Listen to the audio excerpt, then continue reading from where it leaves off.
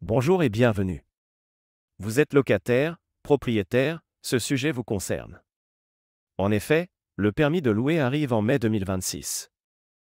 Depuis son introduction par la loi Allure en 2014, le permis de louer s'est progressivement imposé dans de nombreuses communes françaises. Conçu pour lutter contre l'habitat indigne, ce dispositif oblige les propriétaires à obtenir une autorisation avant de mettre leurs biens en location.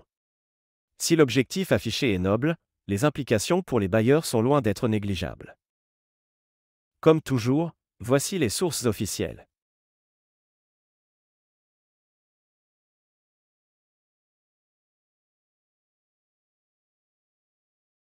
Loi Allure a permis l'instauration du permis de louer, permettant aux communes de soumettre la mise en location à une autorisation préalable ou à une déclaration. La loi Elan, elle, renforce le dispositif, notamment en matière de sanctions. Quant à la loi Habitat dégradé, elle formalise le droit de visite lors de l'instruction des demandes.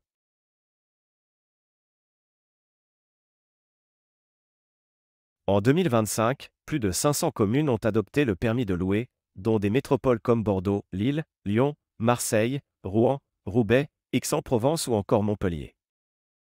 Cette expansion vise à renforcer le contrôle des logements mis en location. En particulier dans les zones où l'habitat indigne est répandu.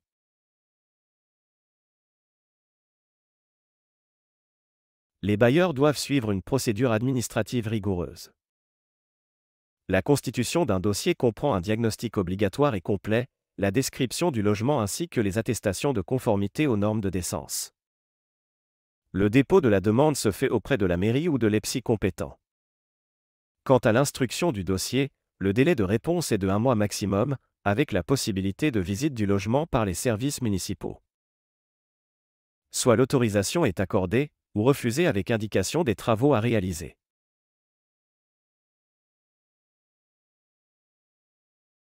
Les propriétaires qui ne respectent pas cette obligation s'exposent à des sanctions financières. Une amende pouvant aller jusqu'à 5 000 € pour une première infraction. Et 15 000 € en cas de récidive dans un délai de 3 ans ou de mise en location malgré un refus d'autorisation. Ces amendes sont recouvrées par la commune ou l'EPSI concerné.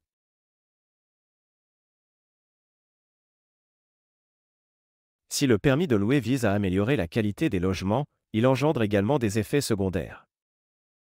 La réduction de l'offre locative par exemple, car certains propriétaires renoncent à louer face à la complexité administrative. L'augmentation des loyers, car la diminution de l'offre entraîne une hausse des prix, notamment dans les zones tendues. Mais aussi des délais de mise en location allongés. Les procédures peuvent retarder l'entrée des locataires.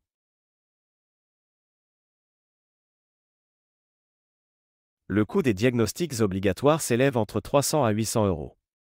Le retard de location a des pertes de loyer. Et les travaux éventuels pour mise aux normes, parfois plusieurs milliers d'euros. Le permis de louer, bien qu'instauré pour des raisons légitimes, représente une contrainte supplémentaire pour les bailleurs. Son expansion à plus de 500 communes en 2025 souligne la volonté des pouvoirs publics de renforcer le contrôle du parc locatif privé.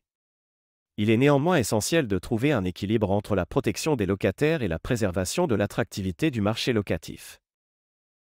Merci de partager cette vidéo si vous êtes concerné, ou simplement choqué par cette nouvelle atteinte au droit de propriété. Informer, c'est déjà résister.